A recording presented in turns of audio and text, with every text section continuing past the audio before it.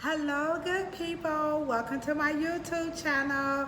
It's me, LaDosha, the author of What They Don't Tell You at the Hair Salon. Whoops, there it is.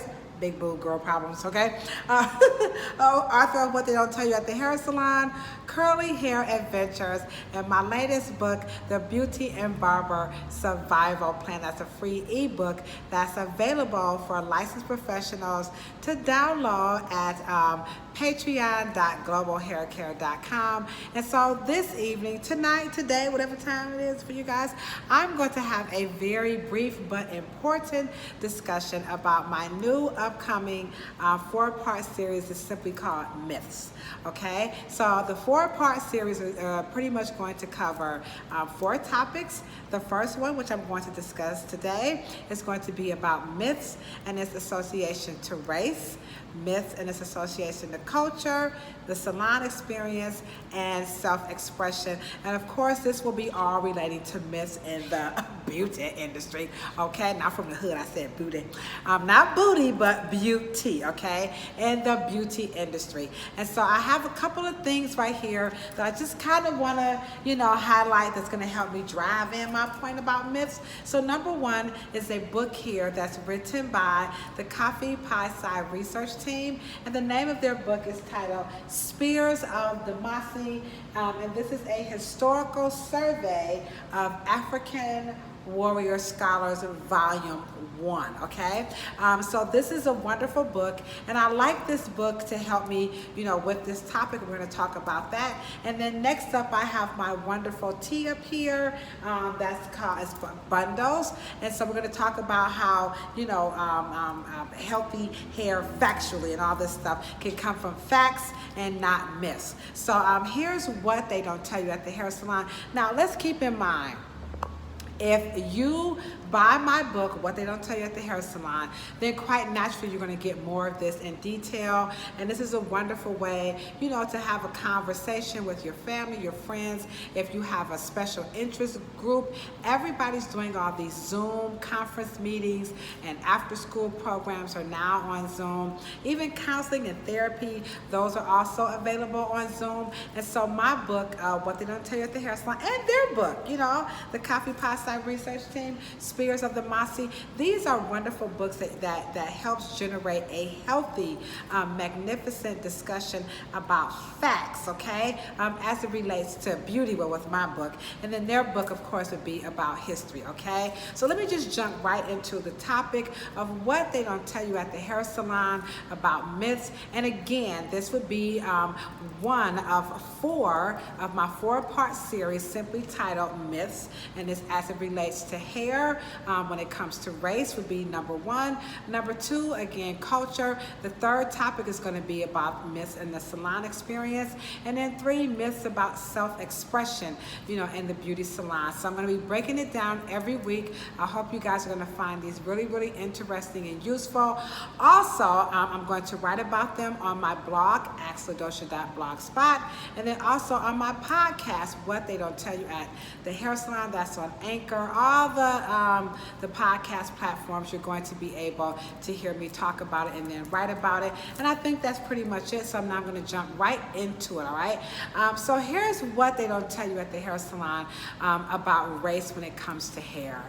So number one, race has nothing to do with hair. And I know you guys are like, LaDosha, there you go. You getting on YouTube, now you getting too big for your britches. Now you done lost your mind. So no, I have not lost my mind. I'm itching, but I have not lost my mind. So here's what they don't tell you about at the hair salon about race and hair. So number one, race is made up. Race was created sometime around 1681, 41.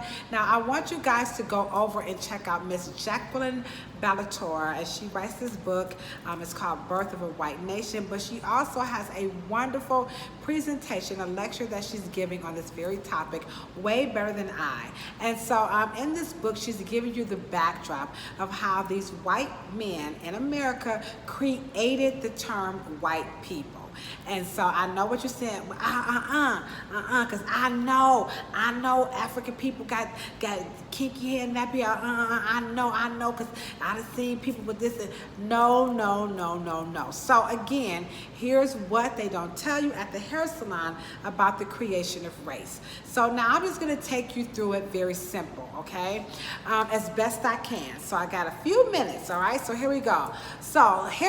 Before there was a such thing as race, okay, we know that nations across the globe were using indentured servant or servitude.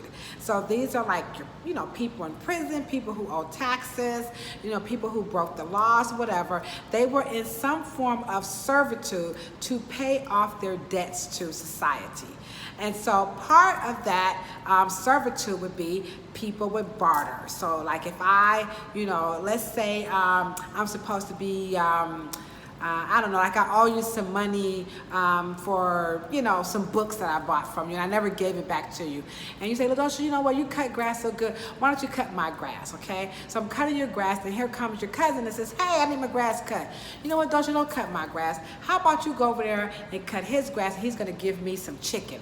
You see? So it's this type of exchange that was happening with servitude, all right? And so now what was happening in that servitude was Indians, all these different people from different nationalities, meaning nations, were in this colonized place called America. So colonized, or these colonies, were from where? Europe, Portugal, Spain, Paris, okay? So all of the, French rather, so all of these places, the Dutch, so they had these colonies over here in what's called the Americas, all right? And so not just America, but like the the Virgin Islands. You see where I'm going with this? Okay. So now they are in all these Americas and they have these colonies. And so people are working, but here's the problem. The people cannot withstand the heat. They're getting sick. They're getting, just having problems. But the Africans, they just like, and they're like, hold up, wait a minute, now we on to something. These black folk working out here in this sun. Now, imagine we came from a hot climate, so it was nothing to us. And so somebody said, we should capture them and make them work for free. And so now you have this free slave labor where you're now in chattel slavery, which is different from indentured servant. So an indentured servant can marry, all this cool stuff. But slaves, oh hell to the no. So slaves could not do any of this, all right? And so now, right quite before it just got really into full throttle, so you had some indentured servants, that were of all different ethnicities, and they were marrying and they were getting together, and and they were sending money back over. Okay, here go my money, British man, I'm paying you off, and so on and so forth. And then finally somebody said, hold on, wait a minute now. These British, these Dutch, they getting all this money. We gonna have us a revolt, okay? So they started revolting against this aristocracy. And so the aristocracy was like, oh, hell to the no, we can't have this. So, well, who is this having the problem? Who is this with this revolting? And they said, it's the Africans and the others. So these lawmakers in the Americas said, oh, we gonna fix this. Okay, we're going to create this term called white people.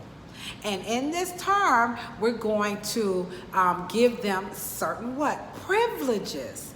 And so now the other nations like, hey, hold up, I want to be white too. What's up? I want some of that white action. So the definition of white people, you got special privilege, you got special favors, you can own people, you ain't got to, you can live, you get this type of land, you get all these special favors. In the meanwhile, them Africans, them Negroes, them slaves, So now what they was trying to do, so now slavery is picking up because we got some free labors now. We got us some, oh my gosh, by Jove, we have some Africans, okay? And so now they're having these Africans is starting to really pick up.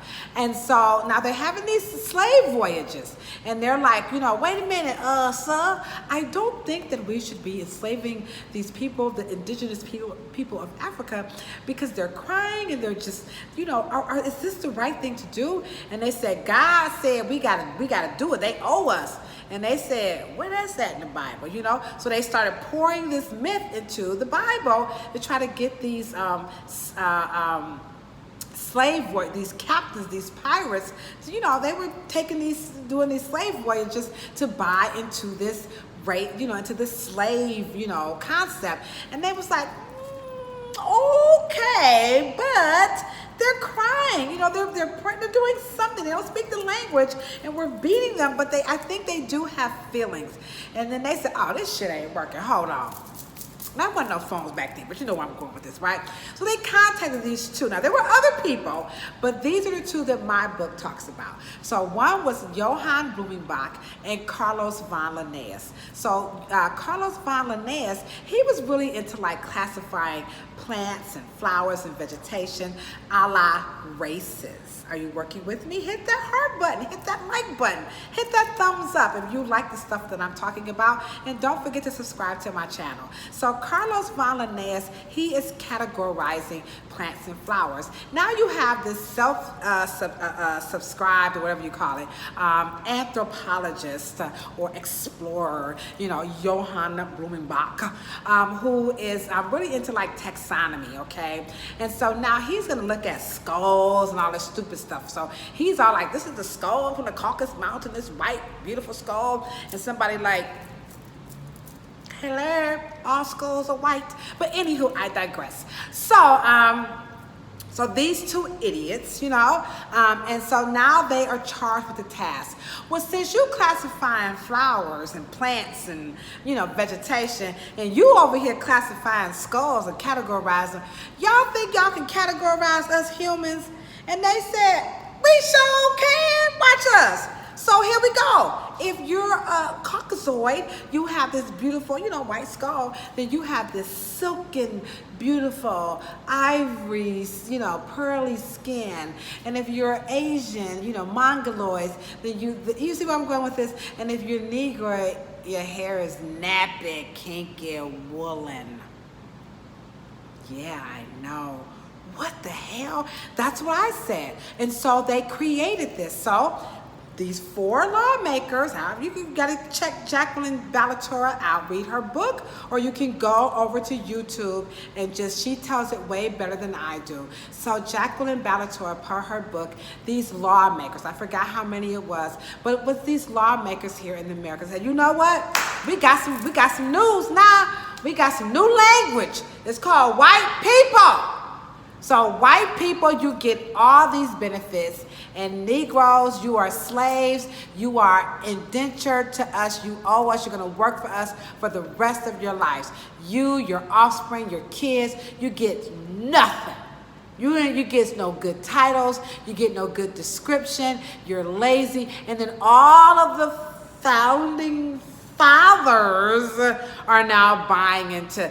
They're lazy, they're angry, they're meant to, you know, work for us. They, you know, all this. In the meantime, they're steady what? You know, raping us and all this crazy nonsense. Mammying us with our boobs, you know what I'm saying? And so now here we are in modern day 2020 struggling with this in hair. So this nappy, kinky woolen is a racial assignment that was created, it was invented to justify slavery. That's it, period, end of story. Hit the heart button. Come on now and check it out. Now remember, this book that I'm promoting, Spears of the Mossy, they do a wonderful, wonderful job at taking something very difficult, breaking it down in bite-sizable, chewable, meaning knowledge, information, with a bibliography for you to check them out. So I'm asking you to do the same thing on my video. If you're just like, I don't believe you, Adosha, I believe that race is real and black is beautiful. You can believe black is beautiful and race is real all you want to, but if you look up Carlos von Linnaeus, if you look up Johann Blumenbach, if you go and you visit the YouTube channel of Jacqueline Ballatora and Dr. Nina Jablonski, I promise you, you're gonna be like this, eating crow, okay? There is no such thing as race. It is pseudoscience. It has now become a social construct, not a scientific fact. So now the question is, well then, Miss Smarty Pants, where do we get our textures from? It would be your shape of your follicles. Now remember, this right here is the human anatomy, okay? On all humans. There are no other humans but humans, all right? So now here's the thing that's getting people tripped up. Is in that evolution theory, they're trying to make you think that like there was just like one like species or whatever. There were other like, you know, Homo sapiens, Homo, you know, habilis, all these different homos, you know, were forming all around the different parts of Africa, okay? And they were mating, guys. They were getting together. And so now you have us, Homo sapiens sapiens. So we were not the only beings on the planet. So this is what's confusing. But we're the ones that survived. So we're the ones that's left. The other ones, the Neanderthals, or whatever you're going to call them, they died off. But we're still here. So you can't keep saying, oh, white people was created. And no, don't say that. Don't say that. It's not true. Okay? So now we have, where do we get our hair textures from? So our hair textures are a genetic assignment, meaning when your mom and dad got together, either by, you know, force or just in nature, and you were created somewhere between that 3 to 6 months gestation, your body, you began to form these little follicles, these little holes that the hair grows out of. And so the follicles have a shape or a direction, and that's what gives you your texture. So round shaped follicles will give you straight hair.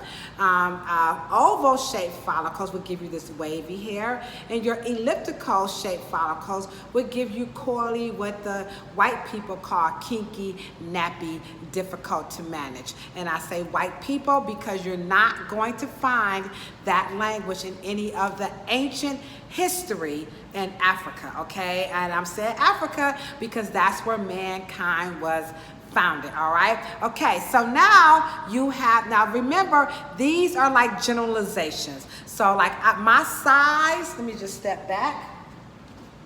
So I'm a thick sister, okay? Woo, there's a big old butt to prove it, okay? So my size is about an 18.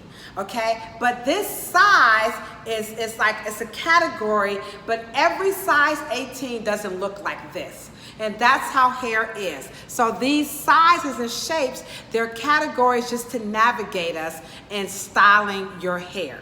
All right, so well, where does that come from, Miss Smarty Pants? That would be coming from your environment. So here is where your anthropologists and all the geneticists, all the people who work with the elements and all that stuff, they know because the science is proving that when you go out in the sun, the environment does what? Affects your skin color.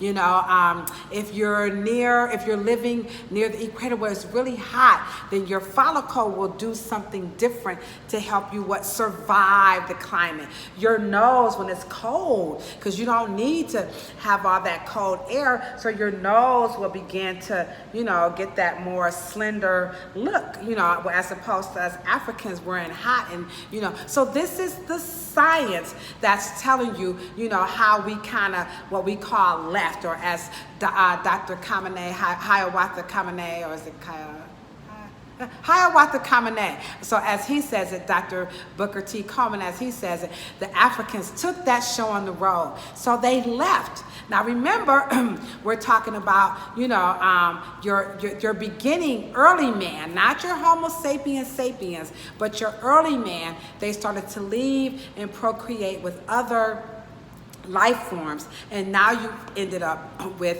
the people, the human beings that you have today. And so as we evolve, this is the same for all of us.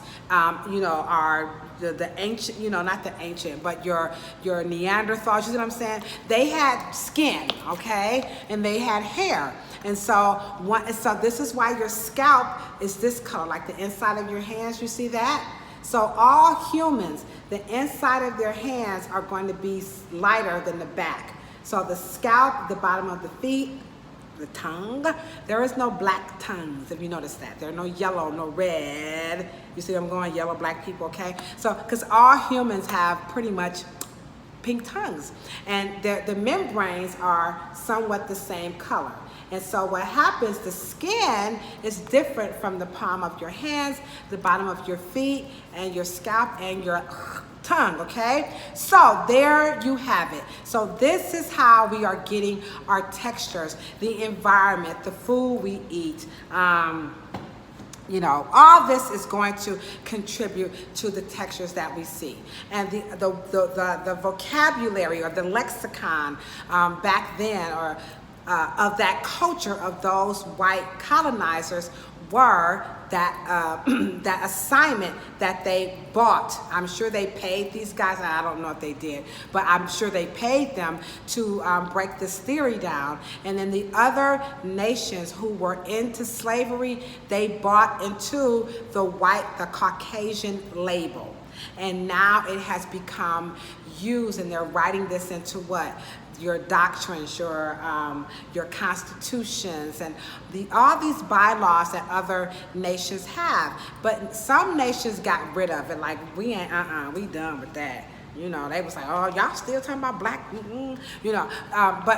For a long time, other nations were subscribing to Caucasian and white and all this, that, and the third. So that's why your Hispanics and Italians, they are considered Caucasians, because they're early founders of those nations. They bought into the Caucasoid, Mongoloid, Negroid. They bought into those race theories, and they said, well, put our people in with the white people, with the Caucasian theory. Why? Put us in that category. Why? Because we are going to be a part of the slave trade as well, and so we ain't gonna be out there in that sun, because them niggas, they was born for that. I mean, they wrote laws, okay, here in the United States, and I'm not talking about in 16, 17, 1800. No, I'm talking about 19, yeah, okay, Jim Crow, okay. So there you have it. I hope you guys have found this very helpful. So the myth of race is very damaging. It does not help the beauty industry. If you are a licensed cosmetologist or barber, I'm just gonna beg you, please start using some of this language in your discussion behind the chair. As you all know, I have spent pretty much my entire career fighting for us to have more education, and the, what do you call it? The National Accreditation of Cosmetology, Arts and Sciences, your NOACs, whatever you call them, idiots. They don't want to hear it. And so, but I say we make the change ourselves. If we do this ourselves, then it's going to force them to say, you know what, their accreditation is no good, because they're not addressing real life issues behind the chair. No matter how much we try to make black, nappy, kinky, nigger, difficult to manage, cuckabuzz, BDBs. We try to take the kitchen, we try to take all of these words, and we're trying to make them into something good. And in our circle, it will work. So if you have a daughter and you know you're gonna watch the movie Nappily Ever After, it's gonna work. And your culture. If you have a son and you're like, bring your nappy-headed ass over here, and your culture, you know, it's gonna work. If you're, why are you so happy when your hair is so nappy? You know, and your culture, your little, you know, your little dish, you know, your people, it's going to work. If you're like, oh, your hair is so nappy, it's so kinky, it's difficult to manage, you know, and then you try to switch it to something positive, you know, kinky power and no nap shaming and no kink shaming, and the Crown Act, which is good, is going to work. However, when you step out into the real world of others, particularly in this United States culture or society rather, you're not going to get that welcome. You're still going to get that, can I touch your hair? Why your hair do that? You know, or when you get that, you just because you black and nappy, you know, you're still going to get those visceral responses to those terms that we're really trying to make something nice. You can't. You want to know why? Because its roots, its history is that it was never meant to be anything good in its assignment to Africans who were enslaved. We are not enslaved. We are stolen tribes of people, and some of us were bartered and traded for work, but then they took it and they switched it to chattel and plantation slavery, which is totally different from servitude and indentured servant.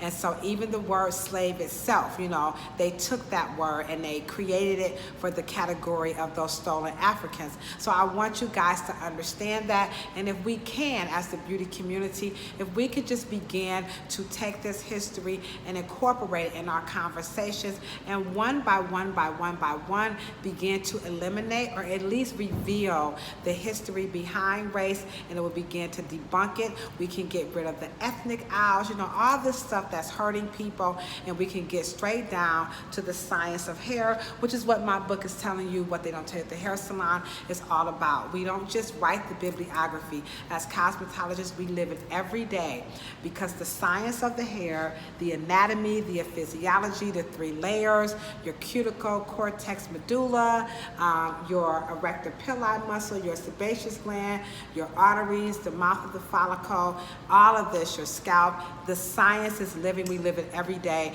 and we know that this science holds true for all humans, regardless the color of their skin. Thank you. Thank you so much. Remember the book, I'm going to put their link into our feed. Again, this is Spears of the Masi. I like this book because they have that responsible leadership in their book. It's going to help empower you to love yourself as you are. No, it's not a black thing. Anybody can buy this book. I'm just using it as an example for those of us of the African diaspora who have lived the shame and the life assignment of black people. So this book, and if you want to understand a little bit more about the life of Africans before slavery and all this cool stuff, you're going to get some wonderful backdrop of our wonderful contributions to mankind, peopling and bringing civilization to the planet. And then you have my book, that's just a regular homeboy, homegirl book for the entire family. And again, your Zoom groups and all that cool stuff, your book clubs. So again, thank you very much. Don't forget to subscribe to my channel. Please share the video. I hope you found this very interesting. If there's anything that you would love for me to talk about, discuss, or demonstrate, please just drop it in your comments below. Thank you very much. Peace, love, and hair. And if you have no hair, don't want no hair, and interested in no hair, then do what? Wrap your beautiful bald head, my beautiful people. Bye.